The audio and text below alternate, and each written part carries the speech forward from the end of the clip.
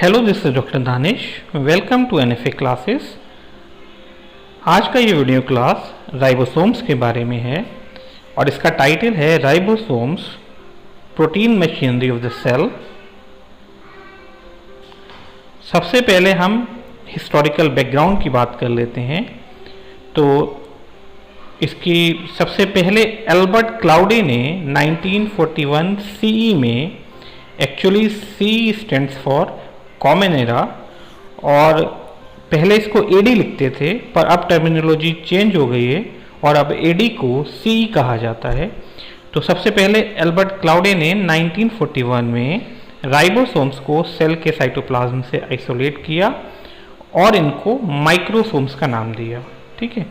इसके बाद रॉबिन्सन और ब्राउन ने 1953 में बीन प्लांट की प्लांट सेल में इनको ऑब्जर्व किया और जी.एम.एल.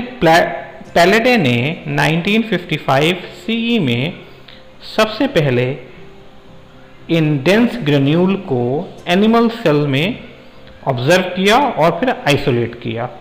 और इन्होंने पाया कि ये जो डेंस ग्रेन्यूल्स हैं ये आरएनए कंटेंट रिच हैं, इसमें आरएनए का जो कंटेंट है बहुत ज़्यादा है। और इस डिस्कवरी के लिए ही was awarded a Nobel prize in physiology and medicine with his teacher Albert Claude and his friend Christian de Duve. ठीक है।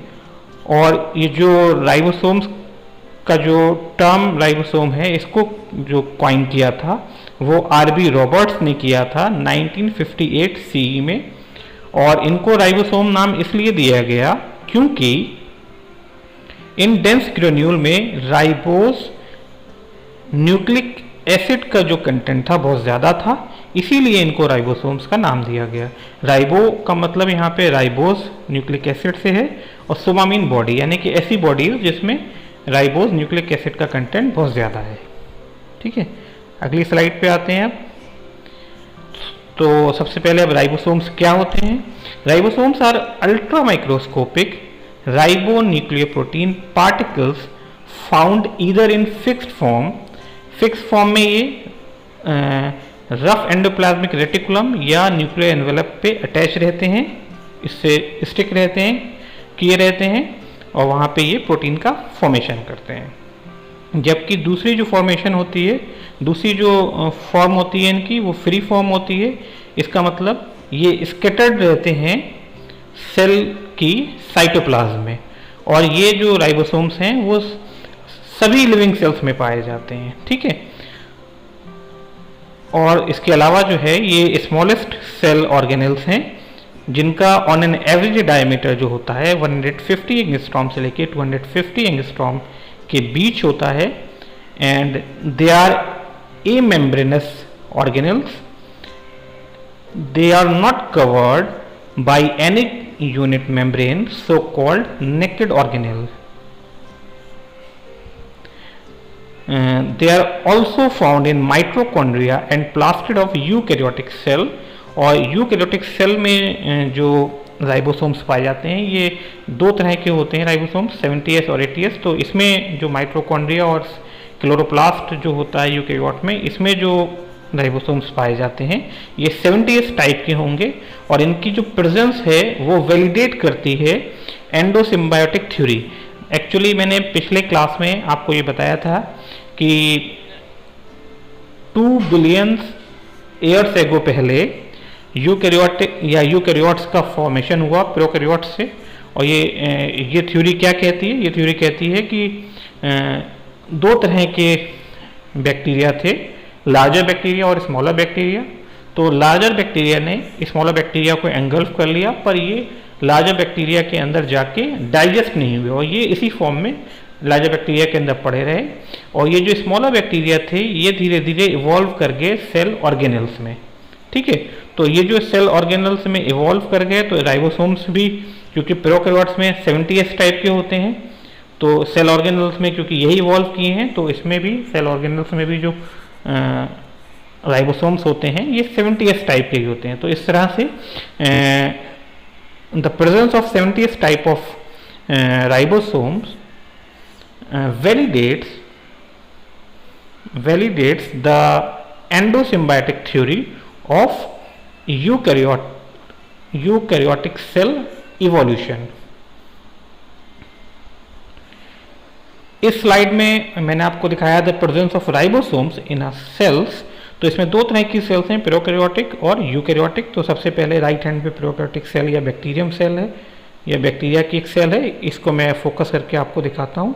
यहाँ पे देखिए ये राइबोसोम्स जो हैं वो आपको दिखाई दे रहे हैं।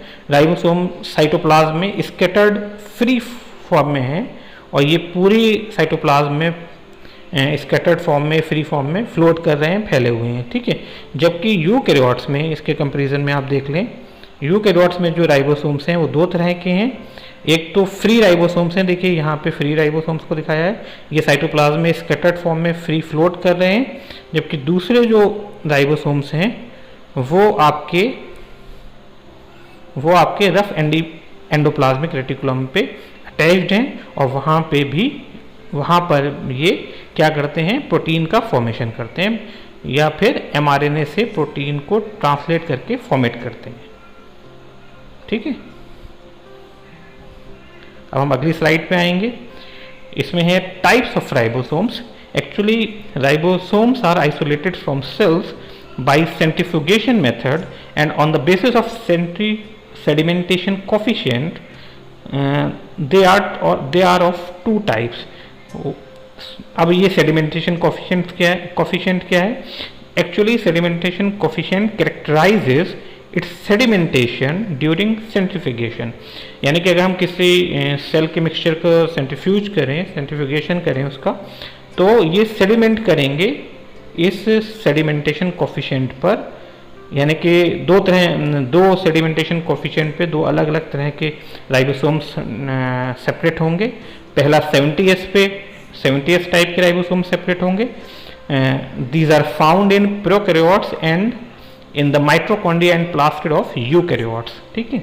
और दूसरी तरह के जो राइबोसोम्स हैं वो 80S सेडिमेंटेशन कोफिशिएंट पे सेपरेट होंगे, and these are found in eukaryotes, ठीक है। अब इस डायग्राम में मैंने आपको 70S और 80S राइबोसोम्स को with their constituents RNA and protein के साथ यहाँ पे डिफाइन किया, दिखाया है।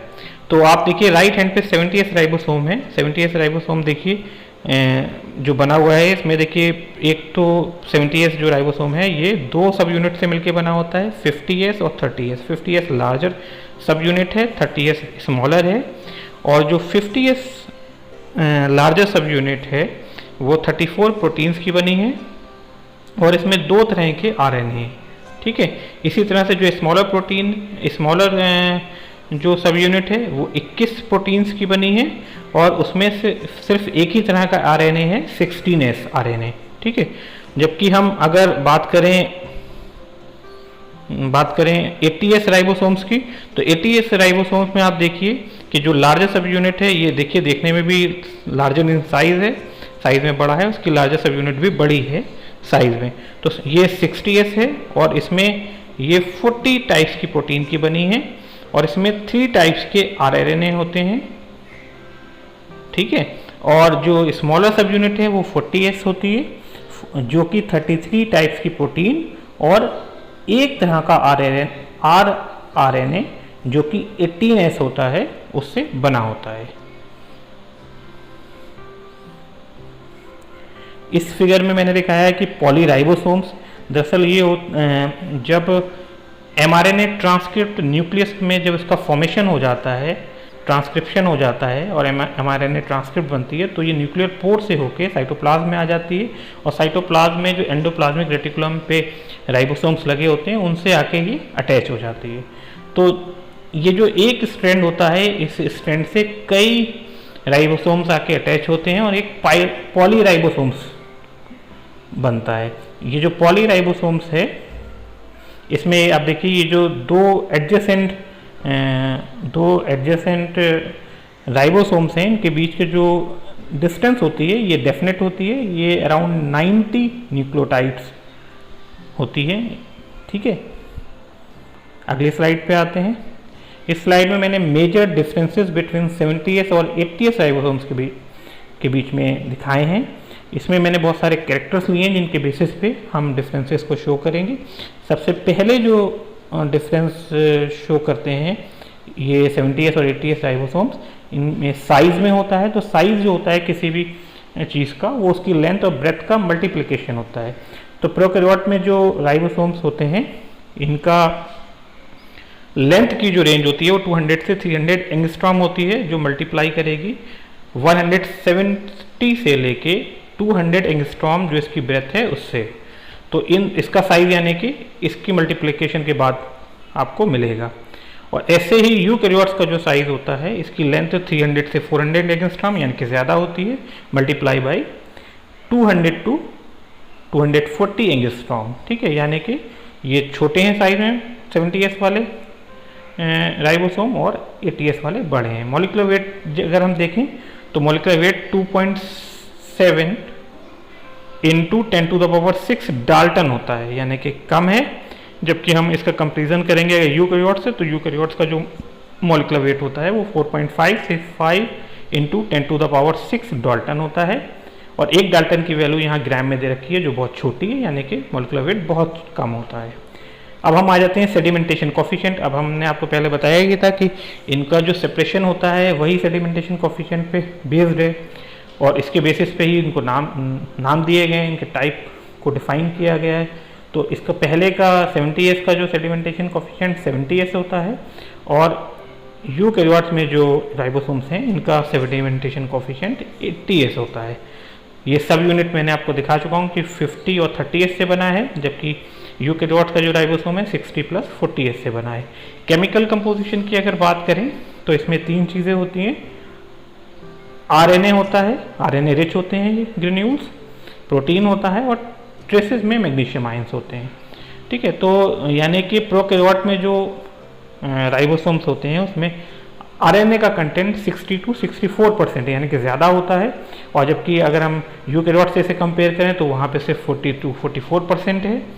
प्रोटीन का कंटेंट जो है इसमें प्रोकैरियोट में कम है, 36 to 40%, जबकि इसके कंपैरिजन में यूकैरियोट में जो प्रोटीन का कंटेंट है वो 56 से 60% यानी कि ज़्यादा होता है। दोनों में ही मैग्नीशियम आयन का प्रेजेंस होना बहुत ज़रूरी है, वो इसके एसोसिएशन और डिसोसिएशन में पार्ट प्ले करते हैं। अब नंबर ऑफ आरएनए वो आपको मैंने दिखा दिया था कि इसमें 3 टाइप्स के होते हैं आरएनए। 2+1 का मतलब 2 लार्जर सब यूनिट में और एक स्मॉलर सब यूनिट में। ऐसे यूकैरियोट में जो नंबर ऑफ आरएनए हैं वो 4 होते हैं, 3+1 का रेशियो 3+1 का कॉम्बिनेशन होता है। Number of proteins total prokaryotes में जो होते हैं 55 होते हैं, 34 + 21, और यूकैरियोट में 73 प्रोटीन होते हैं टोटल, 40 + 33 यानी कि 40 लार्जर सब यूनिट में होंगे और 33 स्मॉलर सब यूनिट में। अगली स्लाइड पे आते हैं। इस स्लाइड में आपको मैंने बताया था कि मैग्नीशियम आयन की प्रेजेंस दोनों में ही होती है और ये बहुत इंपॉर्टेंट है। Actually magnesium ion concentration plays an important role in the association and dissociation of the ribosomal subunit, यानी कि एसोसिएशन करना उनका और डिसोसिएट होना ये दोनों मैग्नीशियम आयन की कंसंट्रेशन पर डिपेंड करता है। ठीक है, तो सब यूनिट अगर जो है वो सेपरेट कर जाएंगे अगर इसका जो कॉन्सेंट्रेशन है मैग्नीशियम आयन का ये बहुत कम है। कितना हो, अगर ये 1 मिली मोल है तो ये सब यूनिट यानी कि जो 70s और 80s बने हुए हैं ये आपस में डिसोसिएट कर जाएंगे और ये अपना अस्तित्व खो देंगे। ऐसे ही इनके जो सब यूनिट्स हैं इनको एसोसिएशन के लिए जो ऑप्टिमम कॉन्सेंट्रेशन मैग्नीशियम आयन का चाहिए वो 5 to 15 माइक्रोमोल है। और अगर यही मैग्नीशियम आयन का कॉन्सेंट्रेशन बहुत ज़्यादा हो जाए यानी कि मल्टीफोल्ड हो जाए इसके ऑप्टिमम वैल्यू से, तो 2 राइबोसोम्स जो हैं वो आपस में एसोसिएट करके एक डायमर का फॉर्मेशन कर सकते हैं, जिससे भी आपका जो प्रोटीन का फॉर्मेशन है वो बाधित होगा। अब हम आ जाते हैं फंक्शंस पे। तो जैसा कि टाइटल ने सजेस्ट किया था, सबसे पहले जो हमने इस क्लास का टाइटल दिया था वो protein machinery of the cell. So ribosomes are considered as the protein factories of the cell because they are the site of protein synthesis मतलब सेल में प्रोटीन सिंथेसिस की अगर कोई साइट है तो वो राइबोसोम में ही है, ठीक है। और प्रोटीन सिंथेसिस के लिए होता है क्या है, एमआरएनए का मैंने बताया था, एमआरएनए ट्रांसक्रिप्शन के बाद न्यूक्लियस में बनती है, फिर वो न्यूक्लियर पोर से होके साइटोप्लाज्म में एंटर करती है, और वहाँ पे जो रफ एंडोप्लाज्मिक रेटिकुलम पे राइबोसोम्स हैं इनसे ये अटैच करती है, और पॉली राइबोसोम्स की कंडीशन वहाँ बनती है, और वहाँ पे ये जो एमआरएनए है ये ट्रांसलेट हो जाता है प्रोटीन में ऑन राइबोसोम्स के ऊपर, ठीक है। तो यानी कि राइबोसोम्स पर ही ये ट्रांसलेशन का प्रोसेस होता है, ठीक है, और प्रोटीन का निर्माण होता है। और पहले भी मैं आपको बता चुका हूँ कि दो एडजेसेंट राइबोसोम्स के बीच का, पॉलीसोम्स में दो एडजेसेंट राइबोसोम के बीच की जो डिस्टेंस होती है वो डेफिनेट है, वो 90 न्यूक्लियोटाइड्स है ऑन एन एमआरएनए स्ट्रैंड, ठीक है। तो आज की क्लास में राइबोसोम्स के बारे में इतना ही।